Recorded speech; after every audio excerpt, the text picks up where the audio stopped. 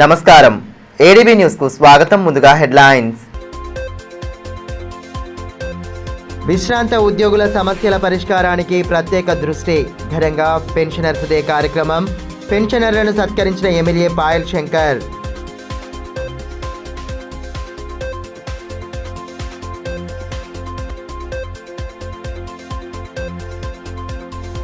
బాల్య వివాహాల కట్టడి ప్రతి ఒక్కరి బాధ్యత. అవగాహన సదస్సులో డీసీపీఓ సూచన. విద్యార్థినులకు వివిధ అంశాలపై దిశానిర్దేశం.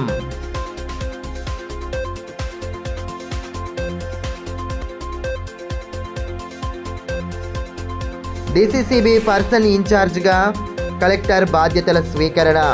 ప్రభుత్వ ఉత్తర్వులతో ముగిసిన డీసీసీబీ చైర్మన్ పదవీ కాలం.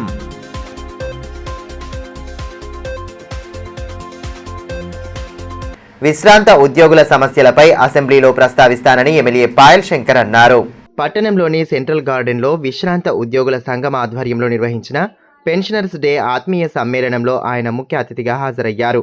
ముందుగా నిర్వాహకులు ఆయనకు సాదర స్వాగతం పలికారు. అనంతరం పలువురు పెన్షనర్లు సంఘం ప్రతినిధులను ఘనంగా సత్కరించి జ్ఞాపికలు అందించారు. ఈ మేరకు ఎమ్మెల్యే పాయల్ శంకర్ మాట్లాడుతూ విశ్రాంత ఉద్యోగులకు ప్రభుత్వ పనితీరుపై సుదీర్ఘ అనుభవం ఉందని, వారి సలహాలు సూచనలు ఎంతో విలువైనవని అన్నారు. పెన్షనర్లు ఎదుర్కొంటున్న పలు సమస్యలను అసెంబ్లీ దృష్టికి తీసుకెళ్లి వాటి పరిష్కారానికి తన వంతుగా కృషి చేస్తానని హామీ ఇచ్చారు. ఈ సమాజాన్ని గొప్పగా చదివినటువంటి వాళ్ళు, ఈ రాష్ట్రం ఈ దేశం ఇంత గొప్పగా అభివృద్ధి సాధించింది అంటే దానిలో మీరు పోషించినటువంటి పాత్ర అంతా ఇంత కాదు. సహజంగా ఉద్యోగి రిటైర్మెంట్ అయిన తర్వాత ఆయనకి ఏమైనా బాధలు ప్రభుత్వాలు పెట్టినా సమాజం పెట్టినా అది మంచిది కాదు. మీరంతా కూడా నిండు మనతో ఆశీర్వదిస్తారు, అందరూ బాగుండాలని కోరుకుంటారు.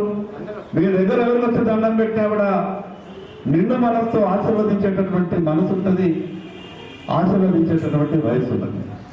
మరి ఇటువంటి గొప్పగా ఆలోచిస్తున్నటువంటి మీకు, గొప్పగా ఉంటున్నటువంటి మీకు ప్రభుత్వాలు అనేక రకమైనటువంటి ఇబ్బందులు, గత ప్రభుత్వం కావచ్చు, ఈ ప్రభుత్వం కావచ్చు.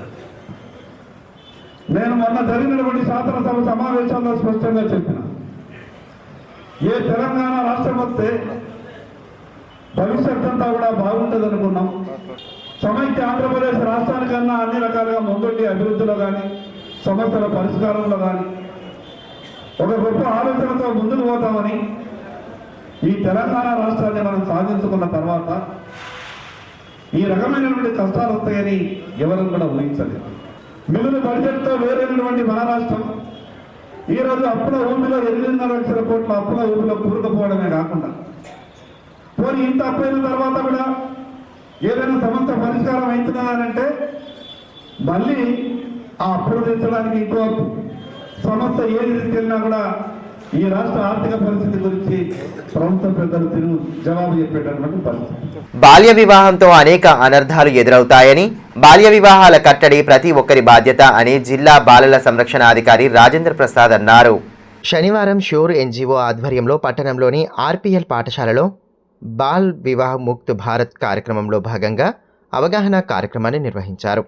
ఈ సందర్భంగా డీసీపీఓ రాజేంద్ర ప్రసాద్ మాట్లాడుతూ ఆడపిల్లల రక్షణ సంరక్షణ కోసం ఒక వ్యవస్థనే పనిచేస్తుందన్నారు. వారి కోసం ప్రత్యేకంగా JJB court, child line, ICPS, షూర్ ఎన్జిఓ పనిచేస్తున్నాయని తెలిపారు. ఆపదలో ఉన్నవారికి ఎవరూ భయపడకుండా డయల్ 1098 100 నంబర్లకు కాల్ చేయాలన్నారు. Child help line coordinator Satish Kumar మాట్లాడుతూ బాల్య వివాహాలు జరుగుతున్నట్లు ముందస్తుగానే తెలిస్తే 1098కు కాల్ చేయాలని సూచించారు. సమాచారం చెప్పిన వాళ్ళ వివరాలను గోప్యంగా ఉంచడం జరుగుతుందన్నారు. షూర్ ఎన్జిఓ ఆధ్వర్యంలో బాల్య వివాహాలు, బాల కార్మికుల నిర్మూలనకై నిర్వహించిన వ్యాసరచన పోటీల్లో ప్రతిభ కనబరిచిన విద్యార్థులకు బ్యాగులు, బహుమతులను అందజేశారు. ఈ కార్యక్రమంలో షూర్ ఎన్జిఓ జిల్లా కోఆర్డినేటర్ వినోద్, సూపర్వైజర్ సంపత్, కిరణ్, హెచ్ఎంలు బొర్రన్న, మల్లయ్య, ఆరిఫ్, ఉపాధ్యాయులు షకీర్, గిరీష్, స్వామి, ఛాయ, రేష్మ, అనసూయ తదితరులు పాల్గొన్నారు. బాలలు అంటే మీరంతా కూడా ఎలాంటి ప్రాబ్లమ్స్లో ఉండకూడదు, చాలా చక్కగా చదువుకోవాలనే ఉద్దేశంతో అనేకమైనటువంటి కార్యక్రమాలు తీసుకురావడం జరుగుతుంది. అందులో ఈ కార్యక్రమం పేరేంటంటే బాల్ వివాహ్ ముక్త్ భారత్. చాలా సంవత్సరాల నుంచి మనము బాల్య వివాహాలు కాకుండా చేయడానికి ప్రయత్నం చేస్తూ ఉన్నాం. కానీ ఎక్కడో ఒక 2 చోట్ల బాల్య వివాహాలు జరుగుతూ ఉన్నాయి. అయితే ఇంతకుముందు ఏంటంటే చాలా ప్రదేశాల్లో అంటే బాల్య వివాహాలు జరుగుతూ ఉండేవి. కానీ ఇప్పుడు జరిగేటువంటి బాల్య వివాహాలు చాలా రేర్గా ఎట్లాంటి పరిస్థితుల్లో జరుగుతున్నాయి, అప్పుడు మీకు ఏ సిచ్యువేషన్స్ ఎట్లా వస్తున్నాయి అన్నది మీకు తెలియాలి. సో బాల్య వివాహాలు ఎప్పుడు జరుగుతున్నాయి అంటే 2 విషయాల్లో, అంటే ఒకటి స్కూల్లో ఉన్నప్పుడు స్కూల్లో బాగా చదువుకొని ఉంటే ఏం కాదు. డీసీసీబీ చైర్మన్ పదవీ కాలం గతంలోనే ముగియగా ప్రభుత్వం ఆ గడువును పొడిగిస్తూ వచ్చింది. 6 నెలల పాటు పదవీ కాలాన్ని పొడిగిస్తూ 2 సార్లు ఉత్తర్వులు విడుదలయ్యాయి. తాజాగా డీసీసీబీ పర్సన్ ఇన్ఛార్జిగా జిల్లా కలెక్టర్ రాజర్షిషాకు బాధ్యతలు అప్పగిస్తూ ప్రభుత్వం ఉత్తర్వులు జారీ చేయడం చర్చనీయాంశంగా మారింది. 6 నెలల పొడిగింపుతో వచ్చే ఏడాది ఫిబ్రవరి వరకు సమయం ఉందని భావించినా ఆకస్మికంగా తాజా ప్రకటన విడుదల చేయడంతో డీసీసీబీ చైర్మన్గా కొనసాగిస్తూ వస్తున్న అడ్డి భోజారెడ్డి పదవి కాలం ముగియనుంది. పూర్తి పాలకవర్గం నియామకంపై ప్రస్తుతం ఆశావాహుల్లో ఉత్కంఠ నెలకొంది. ఈ నేపథ్యంలో శనివారం కలెక్టరేట్లోని తన ఛాంబర్లో డీసీసీబీ ప్రత్యేక అధికారిగా జిల్లా కలెక్టర్ రాజర్షిషా బాధ్యతలు స్వీకరించారు. ఈ సందర్భంగా సహకార శాఖ బ్యాంకు అధికారులు సిబ్బంది కలెక్టర్కు శుభాకాంక్షలు తెలిపారు. ఈ కార్యక్రమంలో జిల్లా సహకార శాఖ అధికారి మోహన్, డీసీసీబీ సీఈఓ సూర్యప్రకాష్, డీజీఎంలు వెంకటస్వామి, భీమేందర్, అసిస్టెంట్ రిజిస్టర్ ఆత్మారాం తదితరులు పాల్గొన్నారు.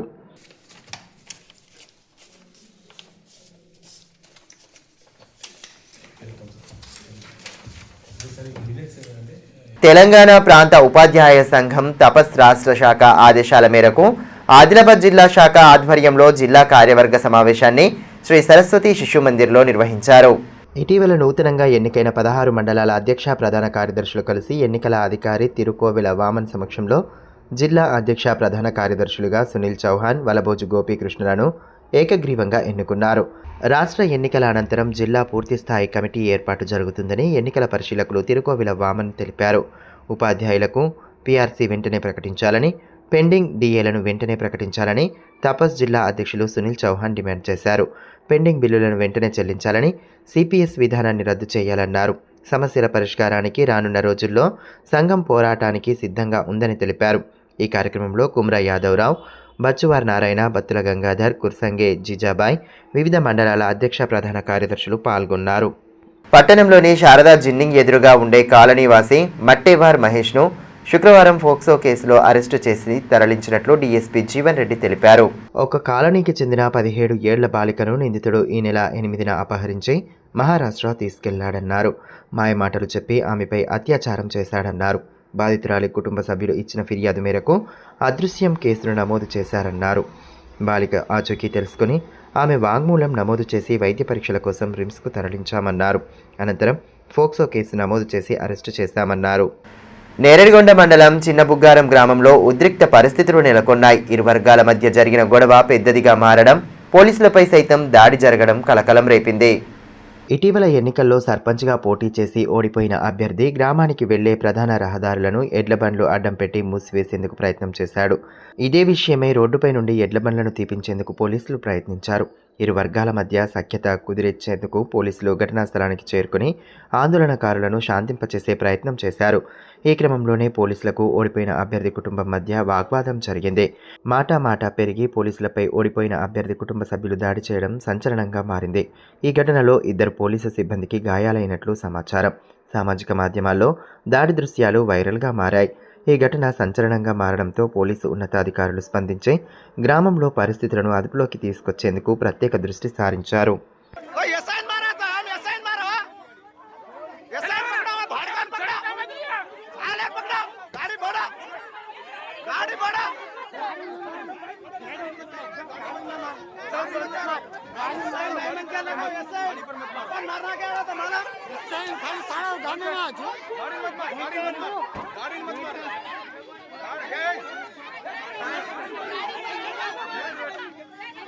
సోయా కొనుగోలు విషయంలో ప్రభుత్వం అవలంబిస్తున్న తీరుకు నిరసనగా సోమవారం అఖిలపక్షంతో కలిసి బేలా బంద్కు పిలుపునిచ్చారు. బంద్లో మండల రైతులు పెద్ద సంఖ్యలో పాల్గొని జయప్రదం చేయాలని మాజీ జెడ్పీ చైర్పర్సన్ సుహాసిని రెడ్డి పిలుపునిచ్చారు. బంద్లో మండల రైతులు పెద్ద సంఖ్యలో పాల్గొని జయప్రదం చేయాలని మాజీ జెడ్పీ చైర్పర్సన్ సుహాసిని రెడ్డి పిలుపునిచ్చారు. సోయా కొనుగోలు విషయంలో ప్రభుత్వం రైతులను తీవ్ర నిరాశకు గురి చేస్తోందని, ఎన్నిసార్లు అధికారులకు విన్నవించినా రంగుమారిన సాకుతో కొనుగోలు చేయడానికి ముందుకు రావడం లేదన్నారు. రైతు పండించిన ప్రతి గింజ కొనుగోలు చేసే బాధ్యత ప్రభుత్వాలపై ఉందని, ప్రైవేటుగా అమ్ముకుంటే క్వింటాలకు 1000 రూపాయలకు పైగా నష్టపోవాల్సి వస్తుందన్నారు. ప్రభుత్వాల వైఖరికి నిరసనగా సోమవారం మార్కెట్ బంద్తో పాటు మహాధర్నా చేపట్టనున్నామని, రాజకీయాలకు అతీతంగా నాయకులు, రైతులు పెద్ద ఎత్తున పాల్గొని విజయవంతం చేయాలని కోరారు.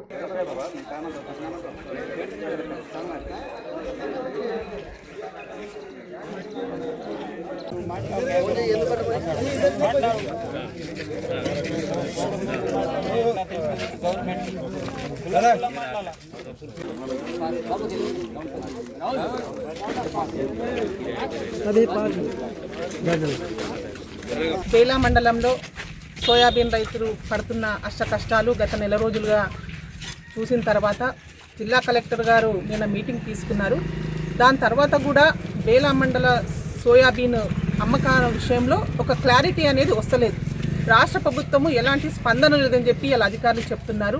దీనికి నిరసనగా అంటే ఇప్పటికే చేతికొచ్చిన పంట అమ్ముకోవడానికి నెల రోజులు పడుతున్నది. ఇంకా ఎప్పుడు పోతుందో కూడా తెలియదు, ఎప్పుడు కొంటారో తెలియని పరిస్థితిలో మరి ఇంకా సెకండ్ క్రాప్ కూడా గ్రామాలలో రైతులు వేసుకుని ఉన్నారు. ఇటు ఇది అమ్ముకోలేక ఆ రెండో పంటను పండించుకోలేక ఇబ్బందులు పడుతున్నారు. మరి వారందరూ కూడా నిన్న మీటింగ్ తర్వాత ఈరోజు రైతులందరూ వారి నిరసన తెలియజేయడానికి ఇలా కేంద్రంగా ఉంటుందా రాష్ట్రంగా ఉంటుందా ఇలా పార్టీలతో సంబంధం లేదు. అన్ని పార్టీల నాయకులు, అఖిలపక్ష నాయకులు రైతులకు అండగా ఉండాల్సిన సమయం. చాలా కష్టాల్లో ఉన్నారు రైతులు కాబట్టి మరి రేపు సోమవారం నాడు రైతులందరూ బేలా రైతులు ధర్నా చేయాలని చెప్పి బేలా మండలంలో పూర్తిగా మార్కెట్ని బంద్ చేయాలని చెప్పి నిర్ణయం తీసుకున్నారు. ఈ నిర్ణయానికి నేను పూర్తిగా మద్దతు తెలియజేస్తూ మరి ఈ మండలానికి సంబంధించిన వారి కాకుండా నియోజకవర్గంలో అధికార అనధికార పక్ష నాయకులు ప్రతి ఒక్కరు సామాన్య ప్రజలు కూడా రైతులకు అండగా ఉండాలని చెప్పి ఈ రేపు మండే రోజు చేయబోయే ఈ కార్యక్రమానికి బేలా బంద్ కార్యక్రమానికి ప్రతి ఒక్కరూ సహకరించాల్సిందిగా నేను కోరుతున్నాను. బడుగు బలహీన వర్గాల హక్కుల కోసం భీమ్ ఆర్మీ పార్టీ పోరాడుతుందని ఆ పార్టీ జిల్లా అధ్యక్షులు షేక్ షకీల్ అన్నారు. ఇంద్రవెల్లి మండలం మరకగూడ గ్రామ సర్పంచ్గా విజయం సాధించిన పార్టీ అభ్యర్థి మడావి భీంబాయి ఆనందరావుతో పాటు ఉప సర్పంచ్, వార్డు మెంబర్లను శనివారం ఘనంగా సత్కరించి అభినందనలు తెలిపారు. ఇదే స్ఫూర్తితో రానున్న స్థానిక సంస్థల్లో ఎన్నికల్లో సైతం పార్టీ అభ్యర్థులను గెలిపించుకోవాలని పేర్కొన్నారు. పార్టీ బలోపేతం కోసం మరింత కృషి చేయాలన్నారు.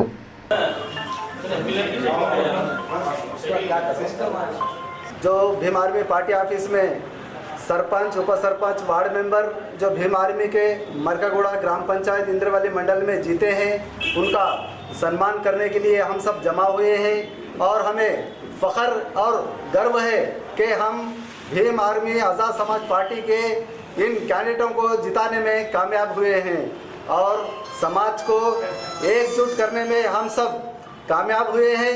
ये बड़ी खुशी की बात है और उन मरकागुड़ा ग्राम पंचायत के तमाम लोगों को, तमाम वोटर्स को मैं धन्यवाद देना चाहता हूं कि उन लोगों ने भीम आर्मी के तमाम कैंडिडेटों पे भरोसा करके उन्हें विन करने का काम किए हैं और आने वाले जो इलेक्शन हैं एमपीटीसी, जेडपीटीसी, उसकी भी हम पूरी तरीके से तैयारी कर रहे हैं और हम तमाम यानी भीम आर्मी को सपोर्ट करने वाले तमाम ऑर्गेनाइजेशंस जैसा कि हमारे दलित भाइयों के जो संगम हैं वो संगम भी हमको बहुत मजबूती से सपोर्ट कर रहे हैं कि उनका मकसद ये है कि बहुजन की सत्ता हो, बहुजन का हक मिले, बहुजन के ऊपर जो जुल्म हो रहा है उनके खिलाफ हम डटकर खड़े रहें। ये मकसद के ज़रिए हम आदिलाबाद में ये भीम आर्मी आज़ाद समाज पार्टी को मजबूत करने का काम कर रहे हैं और आदिलाबाद डेवलपमेंट में हम आगे चलकर सबके साथ मिलकर जो है हम आदिलाबाद डेवलपमेंट पे काम करेंगे बोल के आज ये मौके पे सबको मुबारकबाद भी देता हूँ. ఆదిలాబాద్లో ముందస్తు క్రిస్మస్ వేడుకలు ఘనంగా ప్రారంభమయ్యాయి. క్రిస్మస్ పండుగ సందర్భంగా చర్చిలలో ప్రత్యేక ప్రార్థనలు చేపట్టారు. పట్టణంలోని రోమన్ క్యాథలిక్ చర్చిలో శనివారం ముందస్తు క్రిస్మస్ వేడుకలను ఘనంగా నిర్వహించారు. ఈ సందర్భంగా యేసును ఆరాధిస్తూ మహిళలు పాటలు పాడారు. అనంతరం కేక్ కట్ చేశారు.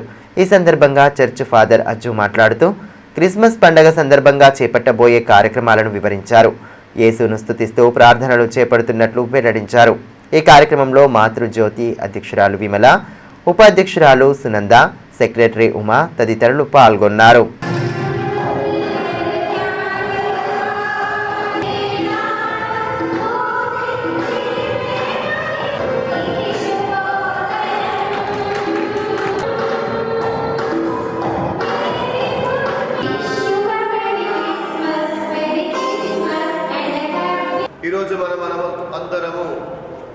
చాలా సంతోషముతో ప్రభువుని యొక్క జన్మదినాన్ని క్రిస్మస్ జరుపుకుంటున్నాము.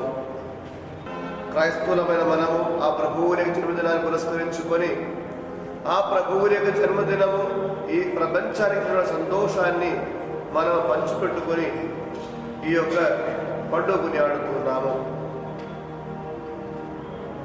ఆదిఘాటంలో యావజుడు పలికినట్లు ఒక స్త్రీ నుండి ఒకడు పుడతాడు, ఆయన మానవ జాతిని రక్షిస్తాడు అని ప్రవక్త ద్వారా పలుకుతున్నారు.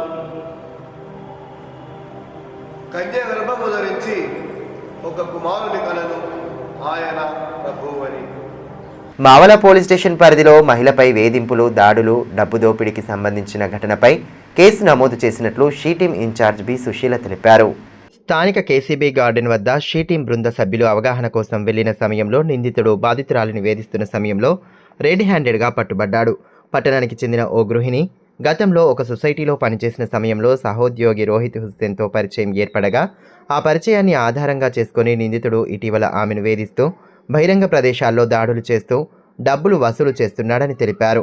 గత సంబంధాన్ని బయట పెడతానని బెదిరిస్తూ ఇంటికి వచ్చి అవమానిస్తున్నాడని తరచూ హెచ్చరిస్తుండేవాడని తెలిపారు. గతంలో ఒకరోజు నిందితుడు ఆమె ఇంటిలోకి బలవంతంగా ప్రవేశించి చేతులతో కొట్టి కర్రలతో దాడి చేయగా దెబ్బల నుంచి తప్పించుకునే ప్రయత్నంలో ఆమె చేతికి గాయం సైతం అయింది. అనంతరం పలుమార్లు నగదు లాక్కొని పరారయ్యాడని బాధితురాలు ఫిర్యాదులో పేర్కొన్నారు. తన వద్ద ఉన్న డబ్బులను లాక్కొని తనను కలవకపోతే తీవ్ర పరిణామాలు ఎదుర్కోవాల్సి వస్తుందని బెదిరించినట్లు పేర్కొన్నారు.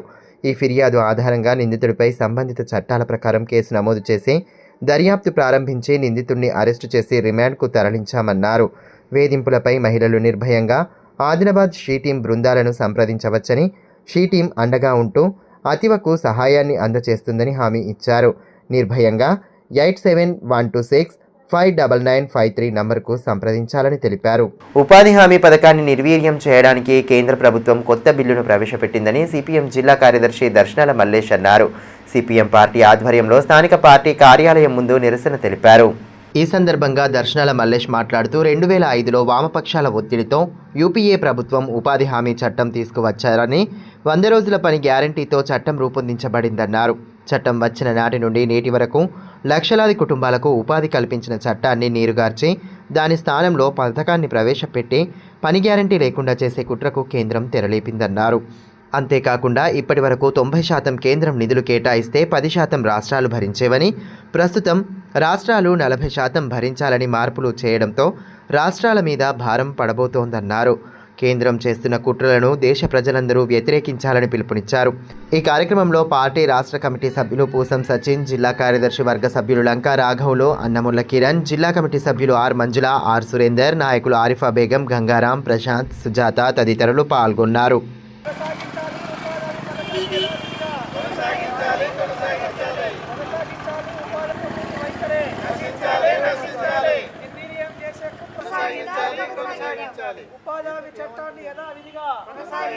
ఆనాడు 2005లో కాంగ్రెస్ ప్రభుత్వం తీసుకొచ్చినటువంటి ఉపాధి హామీ చట్టాన్ని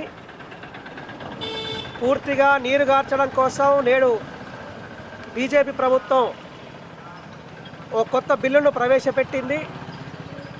ఆ బిల్లులో కేవలం గాంధీ పేరు మార్చడమే కాదు, ఆ బిల్లులో పేరు మార్చడంతో పాటు ఆ బిల్లులో కేటాయించేటటువంటి నిధులను కూడా మార్చారు. ఇప్పటి వరకు ఉపాధి హామీ చట్టంలో 90% నిధులు కేంద్ర ప్రభుత్వం కేటాయించాలి, 10% నిధులు రాష్ట్ర ప్రభుత్వాలు కేటాయించాలని చెప్పి ఉంది. కానీ కొత్తగా రూపొందించిన ఈ బిల్లులో 40% రాష్ట్ర ప్రభుత్వాలు, 60% కేంద్ర ప్రభుత్వం కేటాయించాలని చెప్పి పేర్కొన్నారు. అంతేకాదు 100 రోజుల పని గ్యారంటీ అనేటువంటి ఈ చట్టాన్ని నీరుగార్చేటటువంటి ప్రక్రియలో భాగంగా వ్యవసాయ పనులు ముమ్మరంగా ఉన్నటువంటి సమయంలో ఉపాధి హామీ పనులు చేపట్టడానికి వీలు లేదు అని చెప్పి రూల్స్ రూపొందించారు. దీని ఉద్దేశం ఏంటంటే గ్రామీణ ప్రాంతంలో భూస్వాములకు వత్తసు పలకడం తప్ప మరొకటి కాదు. పేద ప్రజల ఉపాధి నోట్లో మట్టి కొట్టడం తప్ప ఇంకోటి కాదు అని చెప్పి ఈ సందర్భంగా మేము భావిస్తూ ఉన్నాము. అట్లనే ఉపాధి హామీ పథకానికి రాను కేంద్ర ప్రభుత్వం నిధుల్ని కోతలు పెడుతున్నటువంటి విషయం మనందరికీ తెలుసు. ఈవెందో పనిచేసినటువంటి వాళ్ళకు కూడా జాబ్ కార్డులు ఉన్నటువంటి వాళ్ళకు అందరికీ పనులు చూపెట్టడం లేదు. అంతేకాదు పనిచేసినటువంటి వాళ్ళకు వేతనాలు కూడా సక్రమంగా ఇవ్వడం లేదు. ఇప్పటి వరకు దాదాపు 800 కోట్ల రూపాయల వేతనాలు బకాయి పడి ఉన్నాయి. అంటే డబ్బులు చెల్లించకుండా నీరుగార్చేటటువంటి ప్రయత్నం ఆ రకంగా చేయడమే కాదు, ఇప్పుడు ఏకంగా చట్టాన్ని పూర్తిగా మార్చేసేసి ఒక పథకంగా తీసుకురావడం కోసం అవసరమైనప్పుడు పనిచేయించడం, అవసరం లేనప్పుడు ఎత్తివేసేటటువంటి ఒక సిస్టాన్ని తీసుకొచ్చి పూర్తిగా ఉపాధి హామీ పథకాన్ని నీరుగార్చేటటువంటి ప్రయత్నం కేంద్ర ప్రభుత్వం చేసింది. ఆదిలాబాద్ మున్సిపల్ కార్యాలయంలో శనివారం విజిలెన్స్ అండ్ ఎన్ఫోర్స్మెంట్ అధికారులు విస్తృతంగా తనిఖీలు నిర్వహించారు. 6 అధికారుల బృందం మున్సిపల్ కార్యాలయంలోని revenue, engineering, town planning, sanitation, account తదితర సెషన్ల ఫైళ్లను పరిశీలించి వివరాలను అడిగి తెలుసుకున్నారు. వార్షిక తనిఖీల్లో భాగంగా ఈ తనిఖీలు చేపట్టామని, ప్రభుత్వానికి నివేదిక అందజేస్తామని అధికారులు తెలిపారు.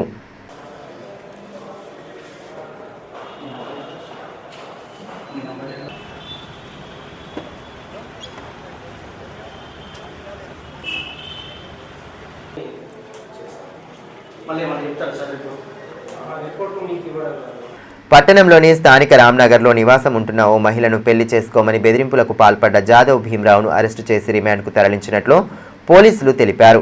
పెళ్లి చేసుకోమని అసభ్యకరంగా మాట్లాడుతూ బెదిరింపులకు పాల్పడ్డారని, మహిళ ఇచ్చిన ఫిర్యాదు మేరకు కేసు నమోదు చేసి నిందితుడిని రిమాండ్కు తరలించామని పేర్కొన్నారు.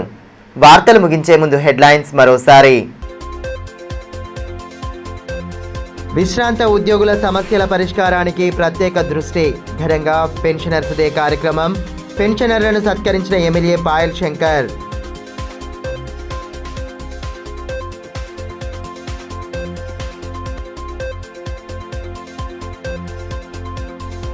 బాల్య వివాహాల కట్టడి ప్రతి ఒక్కరి బాధ్యత.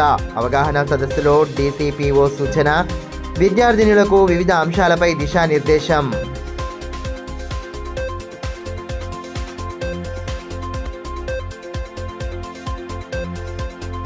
డీసీసీబీ పర్సన్ ఇన్ఛార్జ్గా కలెక్టర్ బాధ్యతల స్వీకరణ. ప్రభుత్వ ఉత్తర్వులతో ముగిసిన డీసీసీబీ చైర్మన్ పదవీ కాలం.